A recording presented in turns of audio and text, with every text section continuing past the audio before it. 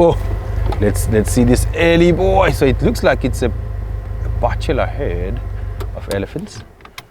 It looks like a bachelor herd of elephants, and I will proceed a little bit forward to get another elephant after we saw this one particular elephant. So there's quite a few elephants. I can see 1, 2, 3, 4, 5, 6, at least 7 elephants around me, and hopefully there's more of these earlies. So I just want to listen to them.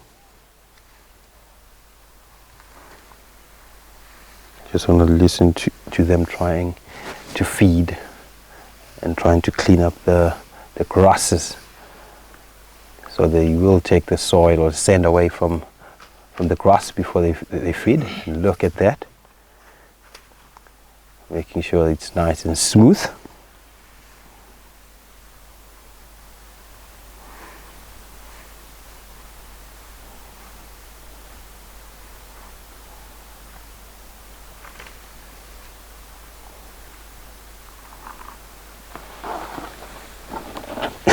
Yes, for School of Life, just because Kai it doesn't mean it is safe. Yeah, because sometimes I try all sorts of things, and I don't encourage people to do that, but I just try because I know that my tummy is not as sensitive, and I don't just eat anything in the bush, but everything that sounds a little bit tempting, I do try and eat. So this one is just a young boy that joined the bachelor herd not long ago, because you can see the size difference. So what I will do, I'll press a little bit forward and get to show you the difference in terms of size. A bigger elephant or a grown elephant compared to a younger elephant. So this one, it won't be mating and or breeding until it's about 25 years old, 26 there. So they will be leaving their mothers or their natal herd when they're about 12 and 13 up to 14 years, and they'll be joining these guys, and then they won't get any rights to mate, because the females are attracted to these stronger bulls and big bulls, and also the ones that are in must. So there was this one bull that was in must, so hopefully it's not here, because bulls in must, they are sometimes a little bit pushy. But what I like about elephants is that if you don't like your presence, they let you know very quickly. So you can see this how huge this boy is. You can see his tusk himself is good here. See his tusk, very big, and it's still gonna grow a little bit bigger, and hopefully he will be big tusker, because there are a few big tuskers around here, but the one that I had a great chance to see, it's this one called a Zuluini.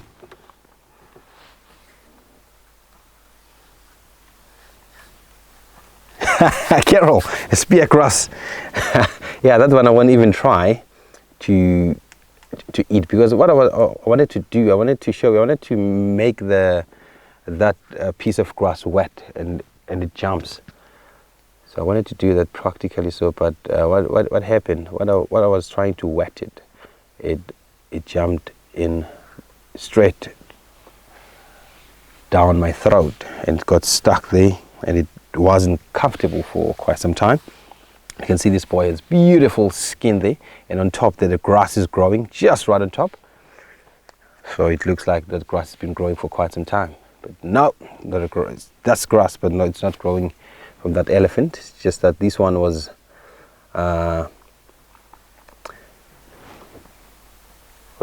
taking a bath. So this is what they do, especially when they come from a water hole or a dam or a river. They like to just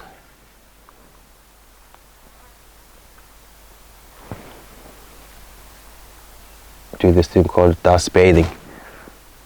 So that's why you can see there's grasses and sand or soil on top of it. So this one is not in a very comfortable spot. So what I'll do, I'll push a little bit forward again.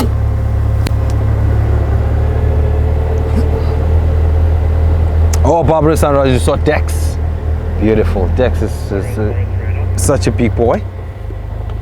So you can see there's lots and lots of eddies around here. And this one has a 5th leg. So it's definitely a male. Ooh, shake your head! Shake your head! Hello. How are you? How are you? How are you, brother? Look at that. What's happening? He's smelling me. I did take a shower before I drive. But I'm sure maybe he's smelling something else.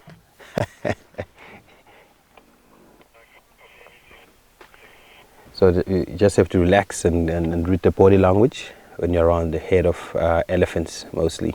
Because they can be pushy and they can be aggressive at times, but when they get closer to our cars, we just have to start talking to them or just hit a car. Then they get that, you give them that attention that you're here. Because elephants sometimes, when you allow them to feel like they are bigger and stronger than you, they might be pushy. So that's why when you're walking or on a walk and they try to push you with your guests, then you just find yourself a termite mound and you just climb on top. Then they won't do anything, and sometimes you just have to stand your ground, listen to what your guide is saying, and then the guide will take care of the situation.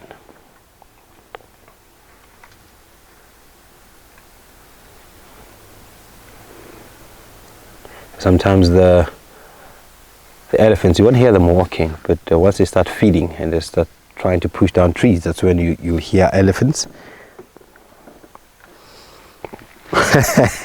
Yes, Mary, I washed away too much of my clothes smell. And so this one I can see it's not really relaxed because it's still young and it doesn't really trust things around it because it's not well experienced compared to the one next to it. Because you can see the one next to it, it's big, strong, and it's a bit older than the one on the side. You can see the size difference there. So this one is quite smaller. It means that tells that it's quite young. Look at that.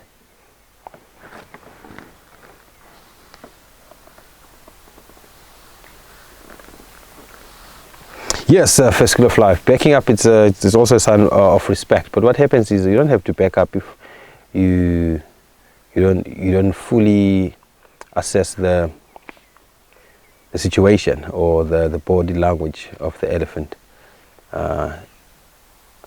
So when you, just like lions, when you're walking and you bump into maybe a lion or an elephant, don't just back up. Just try and see and look around how many lions are there or how many elephants are there while you're watching this one elephant that trying to approach you.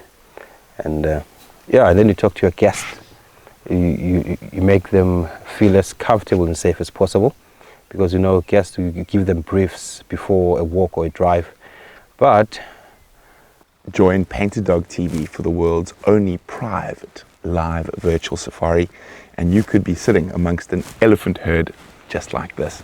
Go to www.painteddog.tv to find out more.